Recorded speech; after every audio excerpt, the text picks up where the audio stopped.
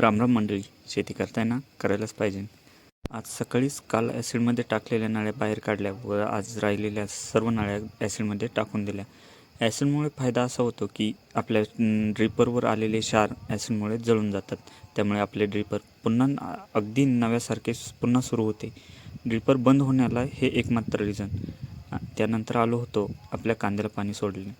कांद्याला तसं ड्रिपच जोडलेलं होतं, पण एका ठिकाणी त्याचं रबर खराब झालं होतं. त्यामुळे जास्तच पाणी बाहेर उडत होतं. रबर टाकलं त्यामुळे पाणी बंद झालं होतं. इकडे या बैलगाडीकडे बघितलं तर जाणवलं वस्तूची गरज संपली की त्यांना माणसं विसरतात. त्यानंतर आलो होतो आपल्या कांद्या लागवडीकडे. आपल्याला आज या प्लॉटला ड्रीप जोडायचं होतं. तसं तर ड्रीप लागवडीच्या अगोदर जोडायला हवं, पण ॲसिडमध्ये नळ्या टाकल्यामुळे उशीरच झाला होता. त्यात आज इंद्रधनुष्य पण बघायला मिळालं. आपण जोडलेल्या नळ्यांना पाणी सोडून घेतलं, जेणेकरून नळ्या वाऱ्याने उडू नये म्हणून. उद्या त्यांचे लीक व एंड कॅप टाकायच्या होत्या. तर मित्रांनो, कसा वाटला आजचा व्हिडिओ आवडला असेल तर आपल्या सह्याद्रीच्या कानाकोपऱ्यात या यूट्यूब व इंस्टाग्राम पेजला फॉलो नक्की करा व आपल्या प्रतिक्रिया कमेंटद्वारे नक्की कळवा. धन्यवाद.